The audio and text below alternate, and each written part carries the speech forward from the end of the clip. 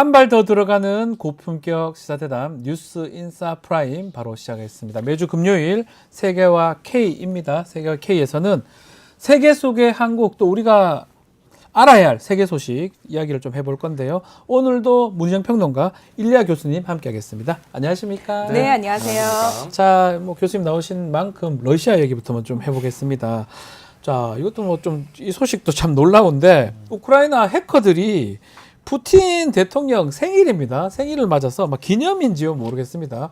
국영방송, 법원, 사이버 공격을 했는데 교수님 어떤 상황인 겁니까?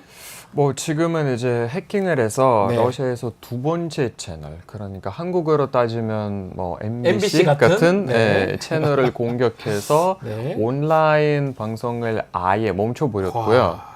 심지어 실제로 이제 방송을 통해서 보여주는 그런 채널에서도 지장이 있었을 정도로 네. 아주 네. 큰 그런 해킹 공격이었습니다. 이게 생일에 맞춰서 해킹 공격했다. 어떻게 먹이는 거 맞나요? 어떻게 봐야 됩니까? 의도? 근데 우크라이나 전쟁 초기에 혹시 네. 기억하시는지 모르겠지만 이런 해킹을 통해 가지고 우크라이나 전쟁 참상을 그 당시 네. 상황을 실제로 흘려보내기도 하고 맞아요. 그런 일들도 있었거든요.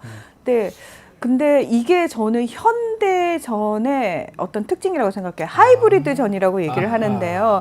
굉장히 다방면으로 이제 하드한 어떤 군사적 충돌뿐만 아니라 이런 이용할 수 있는 모든 부분을 다. 근데 뭐 솔직히 러시아 같은 경우에는 해킹하면 러시아거든요. 국제적으로. 그러니까요. 원래 네. 러시아 해킹 원래 잘하지 않나요? 일상적으로 하시잖아요. 네. 러시아는. 네. 예. 그리고 정부 차원에서도 운영을 하고 있고. 그래서 제가 봤을 때는 우크라이나 입장에서 지금 가장 대외적으로 홍보를 하기 좋은 시점을 노려가지고, 왜냐하면 우크라이나는 지금 자원이 막 풍부해가지고 상시적으로 무언가를 할 수 있는 상황이 아니에요. 그러면 어떤 한 부분에 꽉 치고 빠져야 되는 상황이 계속 있다면은 사실 이런 게 굉장히 그러니까 네, 교수님. 우크라이나가 요새는 그게 두 가지 전략을 짠 것 같습니다. 첫 네. 번째 이제 러시아 무대, 그러니까 창고라든가 이런 거를 폭격시키는 거. 무기 창고. 무기 창고. 네. 두 번째는 이제 최대한 러시아 사람들에게, 일반 국민들에게 상황을 알려주는 그렇죠. 거. 왜냐하면 러시아 내에서는 우크라이나의 전에 대한 정보가 굉장히 많이 제한되어 있어요. 알지 못하니까. 알지 못하죠. 네. 그래서 우크라이나가 아예 그걸 이제 뚫려고 하는 그런 노력을 하고 있는데 네. 여러 가지가 있어요. 뭐 인터넷 쪽에서도 있고 지금은 방송도 있는데 이건 약간 한국 입장에서 생각해 보면 낯설고 이상해 보일 수도 있지만 사실상은 러시아 거의 50대 이상은 모든 사람들은 자기가 소비하고 있는 정보의 90% 이상이 방송이에요. 그렇죠. 인터넷을 거의 안 써요. 러시아 사람들은 그렇다는 예, 거죠. 예, 러시아는 아직까지는 특히 이제 기성세대들, 네. 할아버지 할머니들은 거의 대부분 그쪽으로 하기 해서 네. 그래서 어떻게 보면 사실은 아예 일리가 없는 행동이 아니에요. 이거는 어느 정도의 러시아 국민을 대상으로 할 수 있는 효과적인 우리가 그런 조치라고 얘기를 했나? 볼 수도 있어요. 저런 사회적 분위기 때문에 사실 러시아도 인터넷 통제가 일어나는 대표적인 나라 중에 하나예요. 그쵸. 러시아 넷이라고 해가지고 내부적으로만 통용이 돼요. 네, 그래서 외부 사이트를 막아놓고 접속을 막는다든지 중국하고 똑같이 그런 상황이 벌어지는 대표적인 나라고요. 그러니까 그런 노하우를 중국으로부터 굉장히 많이 배웠고요. 예, 맞아요. 전 세계적으로 좀 독재를 하려는 나라들이 제일 먼저 건드리는 게 인터넷 통제예요. 맞아요. 예, 실질적으로. 네. 그래서 그 많은 노하우들을 중국이 전 세계 독재 국가들한테 많이 알려주고 있죠. 예. 그 지금 말했던 것 중에 무기 창고 파괴하는 거 우리 교수님께서 말씀 주셨는데 지금 보도에 따르면 지난 9일인가요? 북한 탄약을 수십만 보관하고 있던 러시아 무기 창고가 지금 파괴가 됐다고 하는데 이게 가장 큰 손실이라는 이런 평가도 있는 것 같아요. 어떻게 봐야 됩니까? 그러니까 이 무기 창고가 보통 폭발을 하면은 인근 지역에 지진이 발생할 정도로 엄청나다라는 팡 얘기가- 터질 거 아닙니까, 진짜로 다. 뭐 그런 얘기들 하잖아요. 예. 그리고 실제로 지금 생각보다 재래식 무기들이 많이 필요로 한 상황이고 네. 그걸 이제 북한에서 많이 대주고 있는 상황에서 뭐 그 과정에서 북한군 장교가 뭐 사망을 했다 뭐 요런 얘기까지도 나오고 있거든요. 네. 그런데 러시아 입장에서는 이런 것과 관련해 가지고 잠깐 우리가 이제 조금 화재가 발생하긴 했지만 별일 아니야라는 식으로 계속 덮어놓은 넘어가거든요. 그렇게 넘어가는 거군요. 예, 그런 식으로 계속 덮고 넘어가는 거고 예. 우크라이나 입장에서는 이걸 어떻게든 정가를 크게 부풀리고 아. 얘기를 해야 돼요. 이게 다 언론하고도 관계가 있는 거네요. 그렇죠. 국민들이 당연합니다. 알려야 되니까. 왜냐하면은 전쟁이 딱 시작되자마자 양국에서 제일 먼저 했던 게 러시아는 원래 언론 통제를 하고 있는 나라고 그렇죠. 우크라이나도 전쟁 시작되자마자 바로 언론 통제부터 시작했거든요. 네. 예. 자, 이게 뭐 일단은 손실이 됐다라는 건 맞는 것 같은데 또 다른 얘기긴 한데 이렇게 전쟁 상황임에도 불구하고 러시아 경제가 호황이다 이런 얘기가 있는데 이거는 실제로 맞는 얘기입니까? 아니면 또 언론으로 부풀린 겁니까? 뭐 우선 저는 네. 경제 전문가 아니지만 이렇게 러시아 경제가 호황이라는 게 저도 뻔히 거짓말이라는 게 보입니다. 거짓말이다. 그러니까 이게 정말, 그러니까 거짓말이라기보다는 숫자 왜곡에 훨씬 더 왜곡일 가까운데, 예. 그러니까 경제 전문가는 항상 얘기를 하잖아요. 그러니까 숫자는 어떻게 해석하느냐에 따라 네. 전혀 다른 그림을 그릴 수 있다. 맞습니다. 예. 그래서 뭐 기저 효과도 있고 뭐 여러 가지 효과도 있기 때문에 내가 보여주고 싶은 그림을 보여주면 되는 그런 네. 상황이기 때문에 네. 뭐 물론 전쟁 상황에서는 경제가 부할 수밖에 없는 상황이에요. 왜냐하면 모든 인력들, 모든 투자들, 모든 돈들이 제작으로 들어가기 때문에 네. 군수물품 제작. 예, 많은 사람들이 고용이 되고 고용률이 지금 거의 막 이렇게 하늘로 치솟아하는 그런 숫자예요. 예. 실업률이 거의 제일 낮고 그래서 사람들이 정말 많은 돈을 벌고 있고 근데 그게 우리가 정말 역사상으로 이게 러시아 첫 번째도 아니고 많은 나라들이 똑같은 길을 걸어왔기 때문에 우리가 확실하게 얘기할 수 있는 게 네. 이게 너무나도 임시적이고 사실상은 장기적으로 나라의 경제에 굉장히 큰 손해로 돌아올 거다라는 것은 이미 입증된 거예요. 우리가 예전에 그냥 농사지어서 먹고 살던 시절이면은 사실 뭐 크게 문제가 안 되는데 지금은 굉장히 첨단 기술이 많이 필요로 하는 시대에 살고 있잖아요. 네. 전쟁이 시작되면 어떤 상황이 벌어지냐면 러시아에서도 이스라엘에서도 비슷한 상황인데요. 그런 그 첨단 산업에 그 근무를 하던 노동자들 사실 조금 두뇌 유출이 심하다라고 얘기를 하죠. 그 사람들부터 먼저 나라를 떠나고 빠져나가고 있는 상황이 벌어지거든요.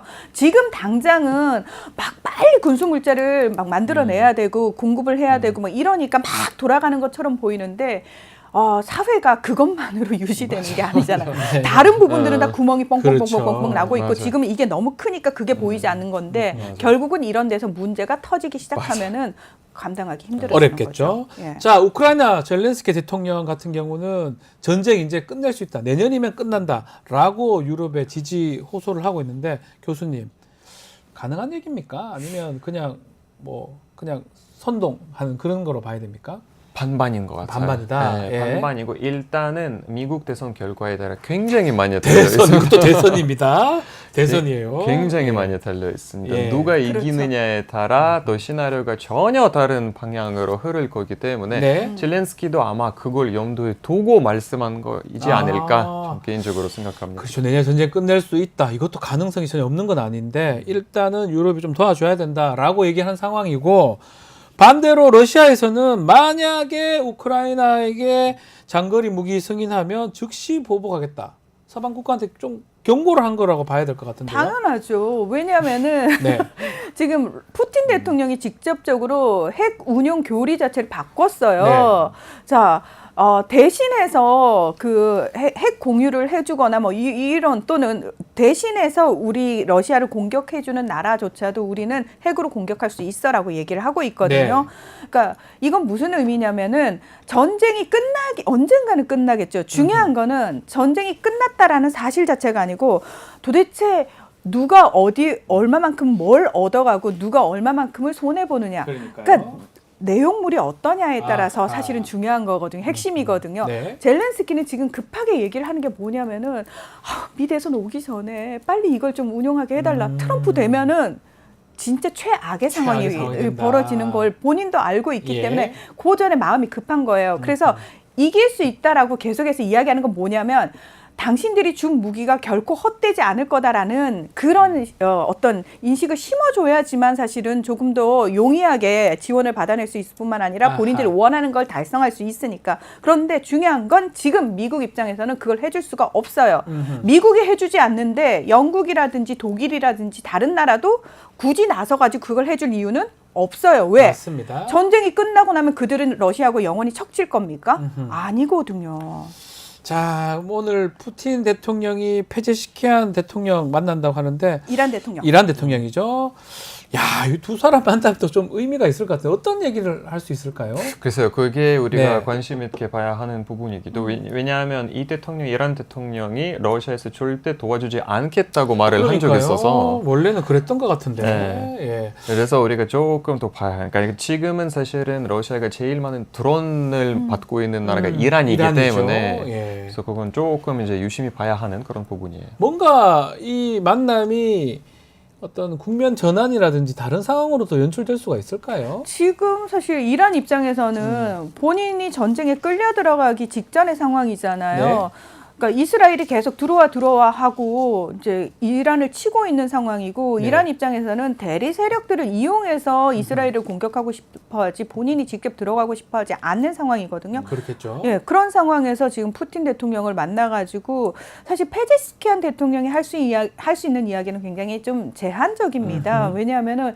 이분이 뭐 무기 지원과 관련해서 이야기를 본인 뜻대로 할 수 있는 것도 아니고 네. 지원 안 하겠다는 얘기를 할 수 있는 것도 최고 아니에요. 지도자가 있어요. 본인 위에 또 예. 있어요. 그러나 예. 푸틴 대통령 입장에서는 굳이 이란의 페제시키안 대통령을 만나는 이유는 푸틴은 내가 이런 상황에서도 국제적으로 전혀 고립되지 않았다는 걸 보여줄 뿐만 아니라 네. 지금 국제사회에서 관심이 쏠리고 있는 이란의 대통령을 만나는 거잖아요. 그리고 곧 러시아 카잔에서 브릭스 정상회의가 열릴 네. 거거든요. 지금 30개가 넘는 나라에서 참여를 한다라고 얘기를 하고 있고 브릭스가 점점 커지고 있거든요. 이건 네. 무슨 의미냐면은 결국은 미국 중심의 서방 국가 중심의 국제 질서에 도전장을 브릭스를 키워가지고 내고 있는 거거든요. 그래서 푸틴은 굉장히 좋은 거죠. 누구든 나와 이야기할 수 있고 누구든 와라.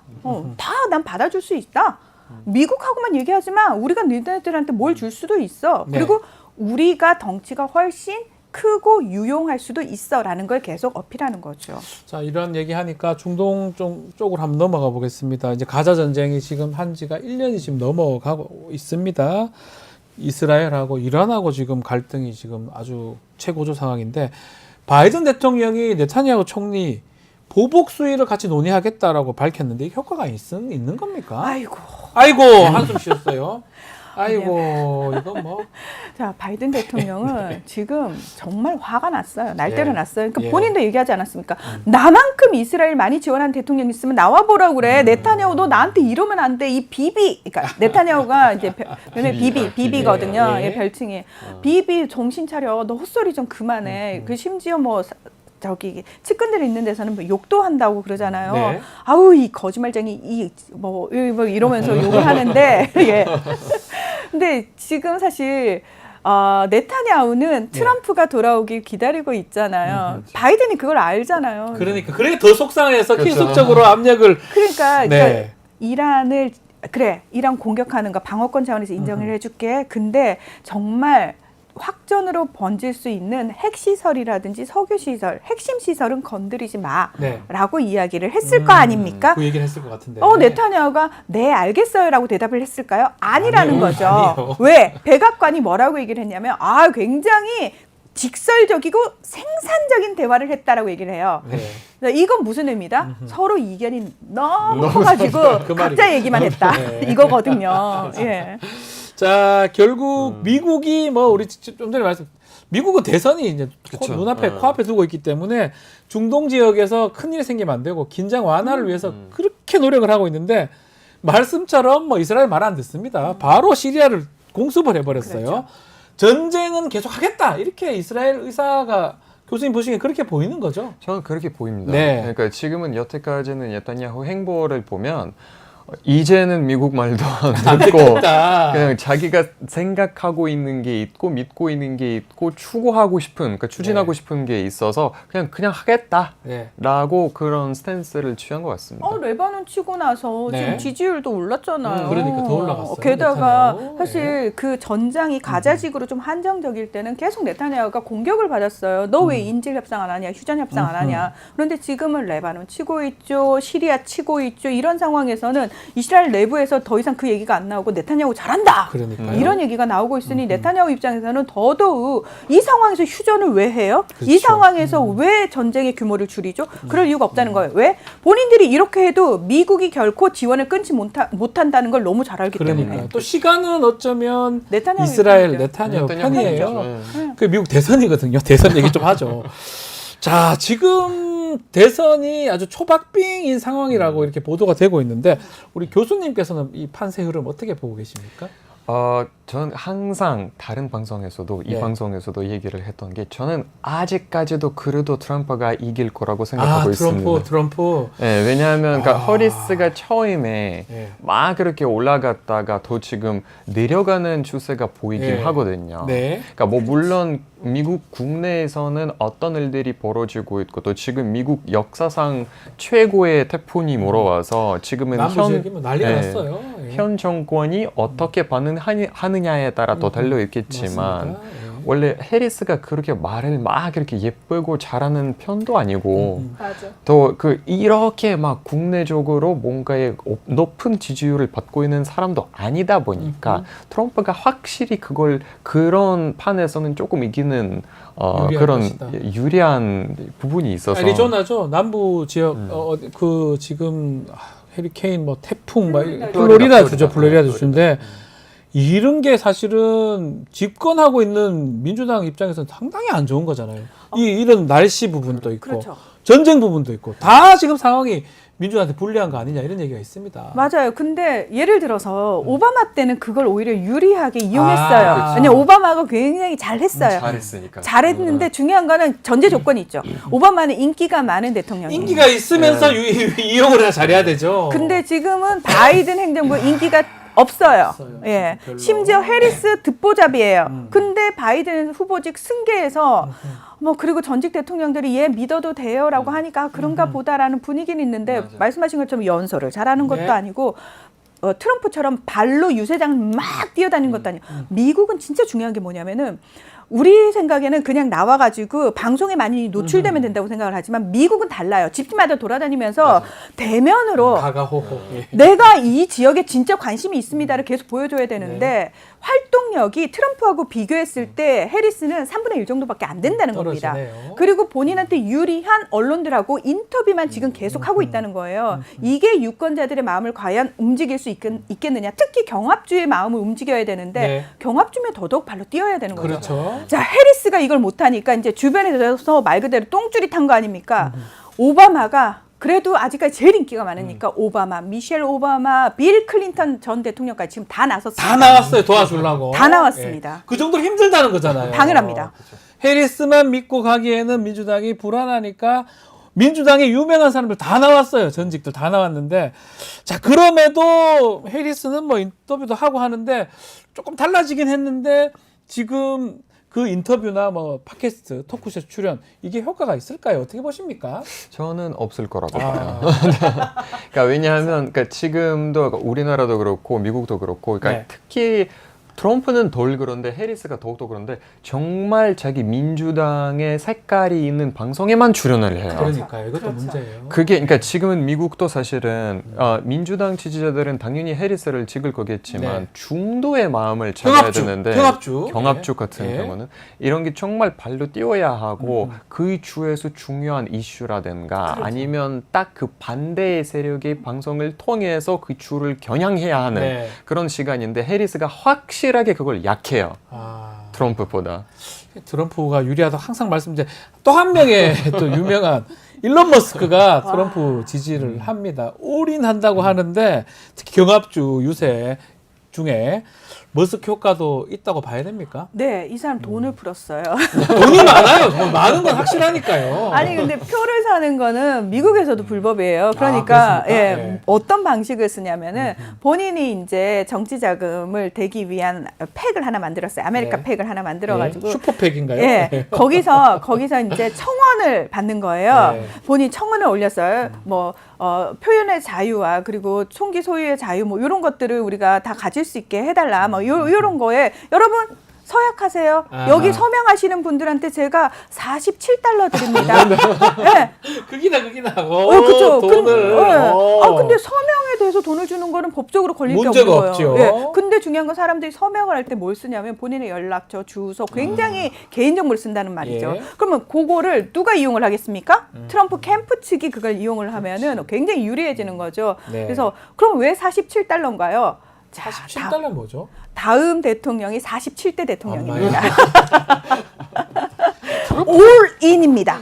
머스크는 지금 트럼프한테 올인입니다. 머스크도 참 대단한 사람 같습니다. 47달러는 좀 뭔 딴 뜻이나 싶었는데. 그러니까 우리가 예. 미국 대선에 대해서 잊지 말아야 하는 것은 뭐냐면 일반 사람들이 그냥 해서 다수가 뽑는 대통령이 아니에요. 맞습니다. 주별로 하기 때문에 예. 지금 정말 이제 투표권이 있는 주에서는 트럼프가 이겨요. 경합주에서 트럼프가 네. 유리하다. 이 부분이 아주 맹점이다.